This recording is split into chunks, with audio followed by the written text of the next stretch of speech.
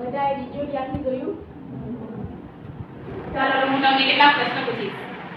આ વિડિયો ક્લિપમાં તમને શું જોવા મળે છે? આ તમે વિડિયો જોયું? બધાએ વિડિયો જોયું ને? તો વિડિયો ક્લિપમાં તમને શું જોવા મળ્યું? તમને જે જોવા મળ્યું એ તમારા શબ્દોમાં કહી શકો.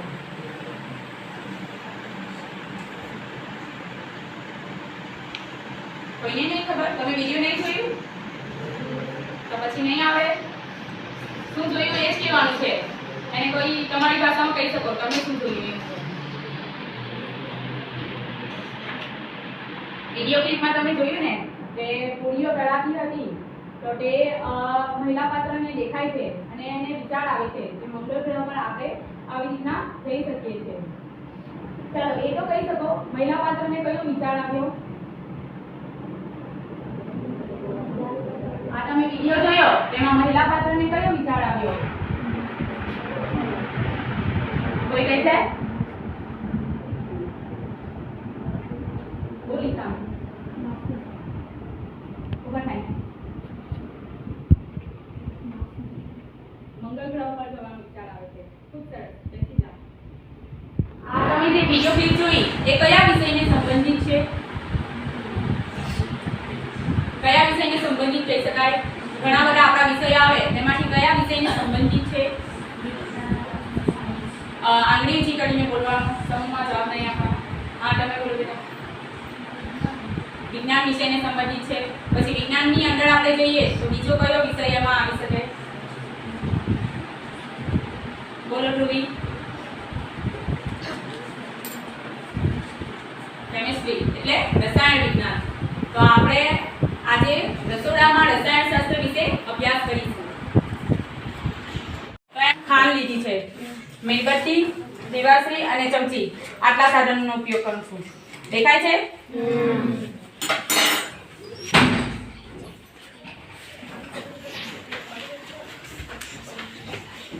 ચાલશે.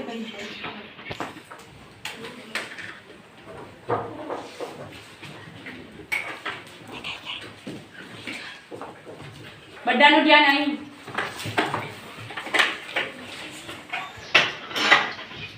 ત્યારબાદ હું ખાંડમાં થોડી ચમચીમાં થોડી ખાંડ લઉં છું. દેખાય છે તમને? તો હવે આ ખાંડને હું મીણબત્તીમાં ગરમ કરું છું. બધા અહીં ધ્યાન આપજો. એક બે જણ અહીં આવી જજો.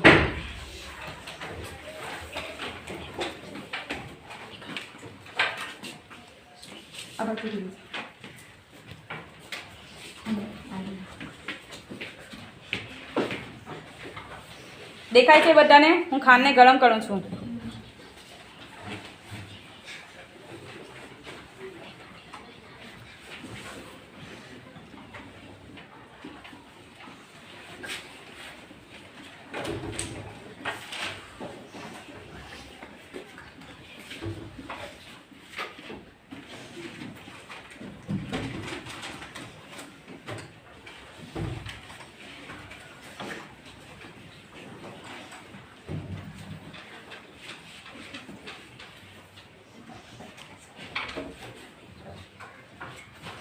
બધા અહીં ધ્યાન આપજો. થોડી વાર ગરમ કરવા ખાંડને આપણે ગરમ કરશું.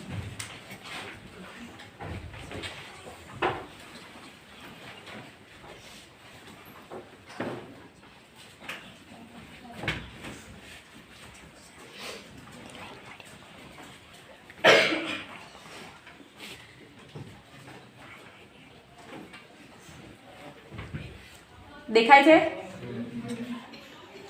હજુ વધારે આપણે ઉષ્મા આપીએ.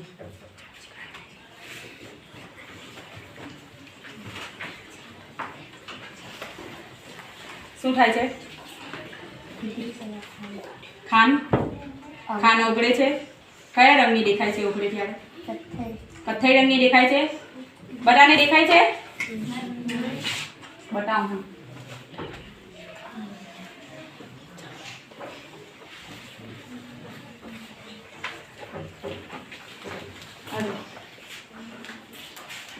કયા રંગની દેખાય છે?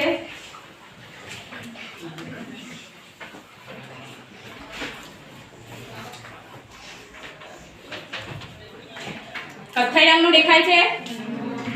શું થાય? આપણે સૌથી પહેલા ખાંડ લીધી અને ગરમ કરી. તો ગરમ કરે ત્યારે શું થાય છે? ખાંડ ઓગળે છે અને ખાંડ ઓગળે તો કયા રંગની દેખાય છે?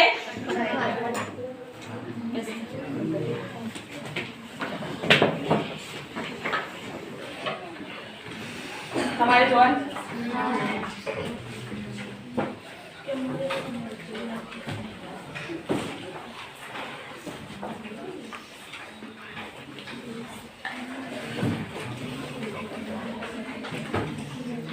બધાને દેખાયું? તો આપણે સૌથી પહેલા ખાંડને ગરમ કરી. તો ખાંડ સૌથી પહેલા પ્રવાહી સ્વરૂપે ઓગળે છે. તો એ ઓગળે છે તો એનો રંગ કયો દેખાય છે? કથ્થઈ રંગનો દેખાય છે. તો આ કથ્થઈ રંગ શા માટે દેખાતો હશે?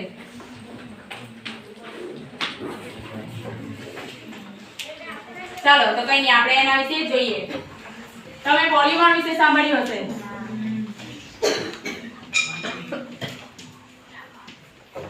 પોલિમરનો અર્થ થાય છે, પોલી એટલે અસંખ્ય અને મર એટલે અણુ. તો પોલિમરાઇઝેશન પ્રક્રિયા એને કહેવાય છે કે અસંખ્ય અણુઓ શૃંખલા રચે તેને આપણે પોલિમરાઇઝેશન કહીએ છીએ. તો આપણે જોયું કે આપણે ખાંડને જ્યારે ગરમ કરી ત્યારે કથ્થઈ રંગનું ઓગળે છે, કથ્થઈ રંગનું પ્રવાહી ઓગળે છે. તો આપણે એનો મતલબ એ થાય કે ખાંડનો અસંખ્ય અણુ કથ્થઈ રંગના અસંખ્ય અણુઓમાં શૃંખલા રચે છે. ખાંડ જે છે જ્યારે આપણે ગરમ કરીએ છીએ ત્યારે અસંખ્ય અણુઓની કથ્થઈ રંગની અસંખ્ય અણુઓની શૃંખલા રચે છે અને તે પ્રક્રિયાને કહેવાય છે કાર્મેનીકરણ. એટલે કે જ્યારે આપણે ખાંડને ઉષ્મા આપીએ ત્યારે તેનું કથ્થઈ રંગ થવું તેને કાર્મેનીકરણની પ્રક્રિયા કહે છે. પહેલા પોલિમરાઇઝેશન પ્રક્રિયા વિશે લખીએ.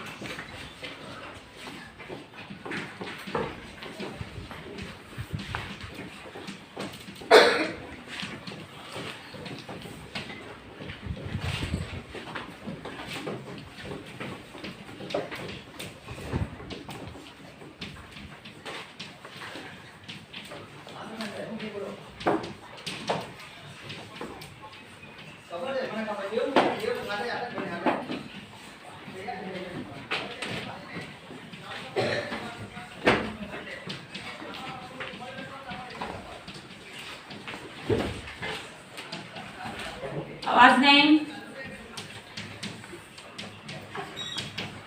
કે જ્યારે કોઈ પણ પદાર્થનું અસંખ્ય અણુઓમાં શૃંખલા રચે છે તો તેને પોલિમરાઇઝેશનની પ્રક્રિયા કહે છે. તો એવી જ રીતના ખાંડ જ્યારે આપણે ગરમ કરીએ છીએ ત્યારે ખાંડના પરમાણુ છે એ કથ્થઈ રંગના અસંખ્ય અણુઓની શૃંખલા રચે છે અને તેના કારણે આપણને કથ્થઈ રંગ દેખાય છે. અને જે પ્રવાહી ઓગળે છે એનો સ્વાદ કડવો હોય છે. જે કથ્થઈ રંગનું પ્રવાહી હતું એનો સ્વાદ કડવો હોય છે. તો જ્યારે આપણે ખાંડને ગરમ કરી અને તેનું કથ્થઈ રંગ થવું તેને કાર્મેનીકરણની પ્રક્રિયા કહે છે.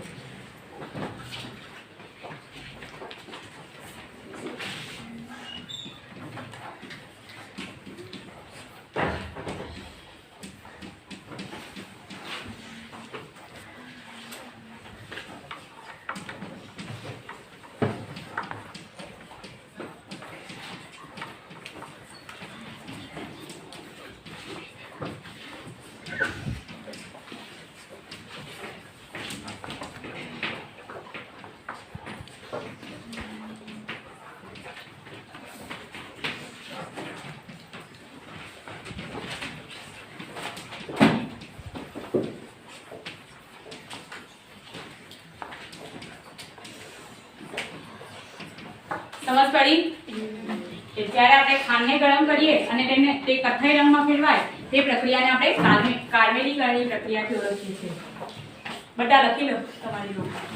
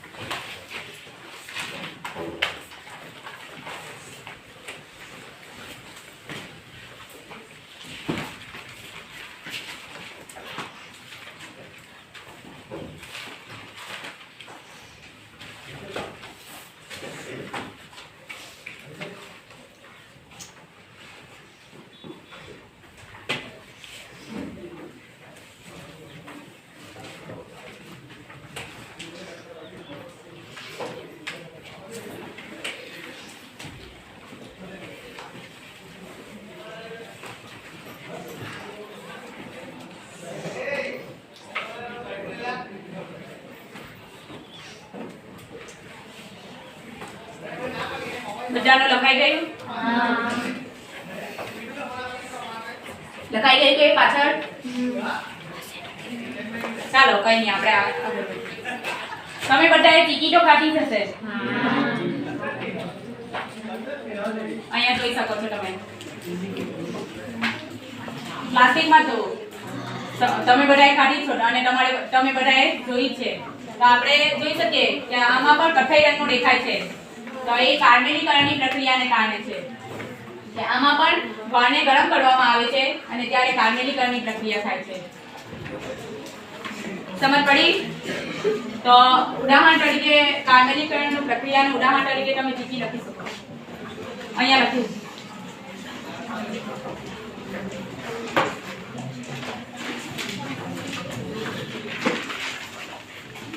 લખી લીધું? કઈ ચાલો આપણે આગળ વધીએ.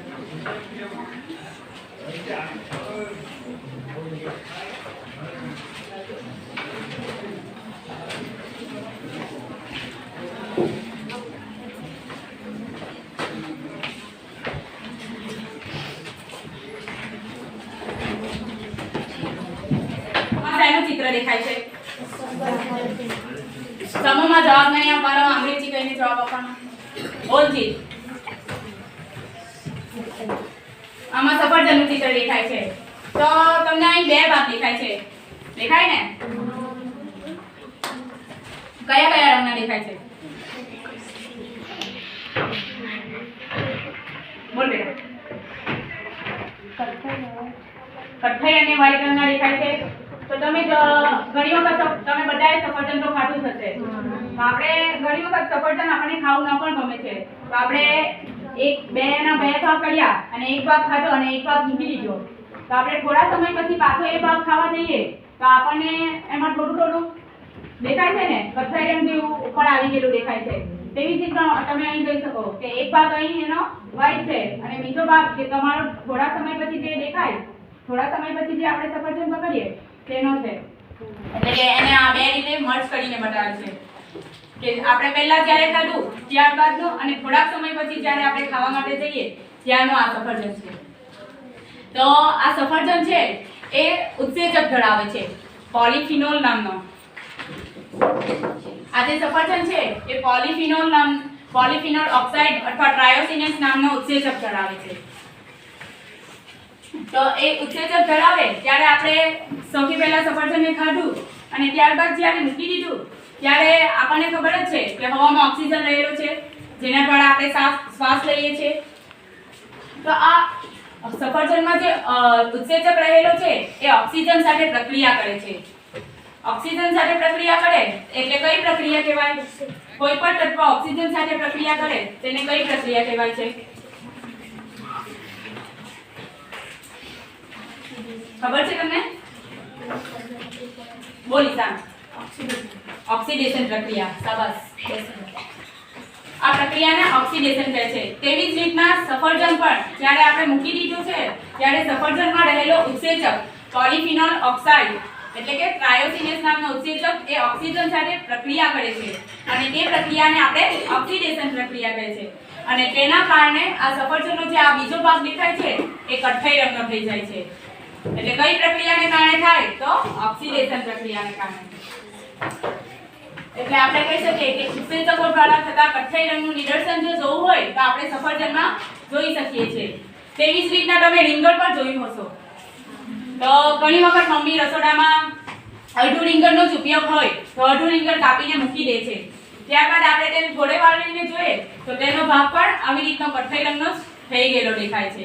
તો તે પણ ઓક્સિડેશન પ્રક્રિયા કરે છે અને એ ઓક્સિડેશન પ્રક્રિયાને કારણે તેનો બીજો ભાગ કથ્થઈ રંગનો દેખાય છે.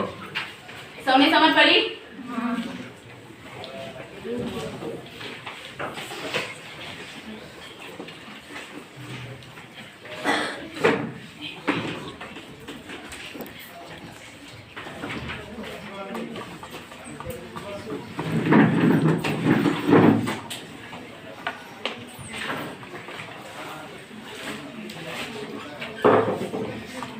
તો આજે આપણે માયલર પ્રક્રિયા, કાર્મેલીકરણની પ્રક્રિયા અને ઉત્સેચકો દ્વારા થતા કથ્થઈ રંગનું નિદર્શન કર્યું. બધાને સમજ પડી? તો હું તમને સવાલ પૂછું, તેના જવાબ આપજો. તો સૌથી પહેલો પ્રશ્ન છે, માઇલર પ્રક્રિયાના કોઈ પણ બે ઉદાહરણ આપો.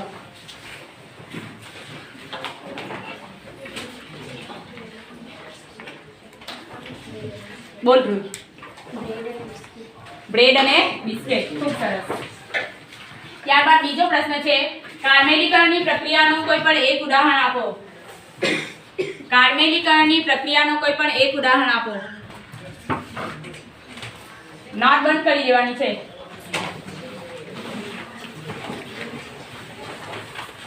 બોલ બેટા. કઈ ચીકી. ખૂબ સરસ. ત્યારબાદ માઇલર પ્રક્રિયા કોણે શોધી હતી? માઇલર પ્રક્રિયા કયા વૈજ્ઞાનિકે શોધી હતી? બોલ ઈશાન.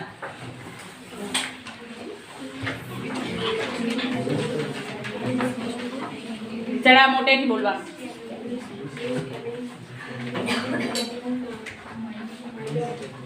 ખૂબ સરસ. બેસી જા. લુઈસ કેમિલી માઇલર દ્વારા માઇલર પ્રક્રિયાની શોધ થઈ હતી. ચાલો હવે બીજા કેટલા પ્રશ્નો છે તેના માટે હું ચિઠ્ઠીઓ બનાવી છે. તમારે અહીં આવીને એક ચિઠ્ઠી ખોલવાની છે અને તેના પ્રશ્નોનો તમે તે પ્રશ્નો વાંચવાનું છે. ચાલો અર્પિત આવી જા.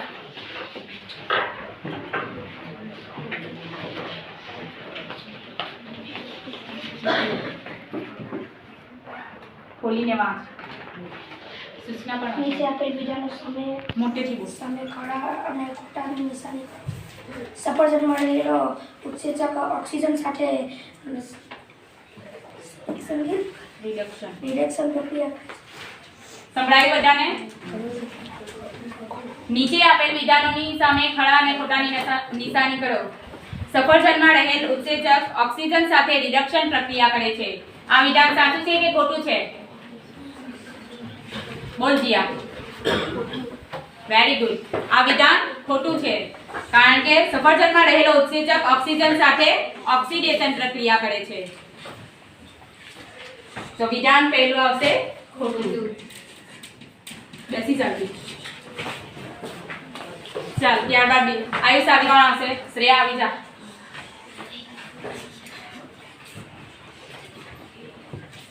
આમાંથી ચિઠ્ઠી ઉઠાવી.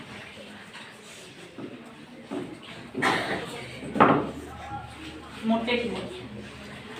નીચેની ખાલી જગ્યા પૂરો. ગરમી આપતા ખાંડનું કઠોળ રંગનું થવું તે પ્રક્રિયાને ખાલી જગ્યા કહે છે. ચાલો બોલો. અવાજ સવાલ સંભળાયો બધાને? ગરમી આપતા ખાંડનું કઠોળ રંગ થવું તે પ્રક્રિયાને કઈ પ્રક્રિયા કહે છે? બોલ મરદી. ખૂબ સરસ. તે પ્રક્રિયાને કાર્મેલીકરણની પ્રક્રિયા કહે છે.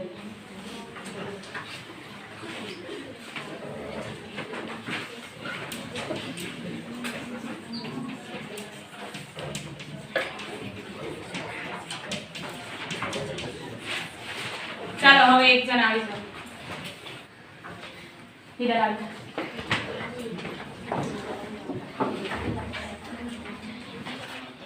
નીચે આપેલા વિધાનના સમય ખરા કે ખોટા નિશાની કરો. સફરજન ટ્રાઇસિનને નામનો ઉત્સેચક ધરાવે છે. આ વિધાન ખરું છે કે ખોટું કહેવાનું છે? સફરજન ટ્રાયોસિનેસ નામનો ઉત્સેચક ધરાવે છે. આ વિધાન સાચું છે કે ખોટું છે?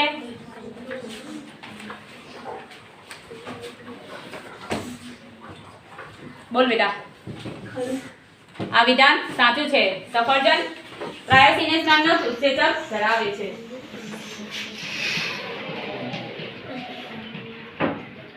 ચાલો ત્યારબાદ એક જણ નંદની આવી જા.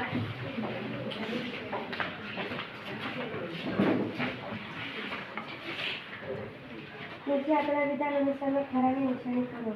બ્રેડ એ કાર્મેલીકરણની પ્રક્રિયાનું ઉદાહરણ છે. સરખું વાંચ. સૂચના સરખી વાંચ. નીચે આપેલ વિધાનોની સામે ખરા કે ખોટાની નિશાની કરો. બ્રેડ એ કાર્મેલીકરણની પ્રક્રિયાનું ઉદાહરણ છે. આ વિધાન સાચું છે કે ખોટું છે તે કહેવાનું છે.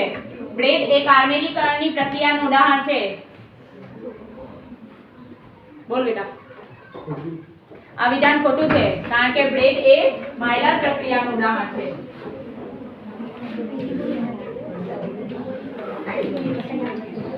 ચાલો આજે આપણે ઘણી બધી પ્રક્રિયા જોઈ. તેવી જ રીતના તમારે રીંગણનું અવલોકન કરવાનું છે. તમારે રીંગણ કાપીને તેના 2 ભાગ કરવાના છે અને એ બંને ભાગને કાપીને ખુલ્લી હવામાં મૂકી દેવાના છે અને ત્યારબાદ અડધો કલાક પછી તેનું અવલોકન કરવાનું અને પછી શું થાય છે એનો જવાબ મને કહેવાનું છે. બધાએ ઘરે જઈને આ અવલોકન કરવાનું છે. આ તમારું સ્વાધ્યાય છે. Thank you.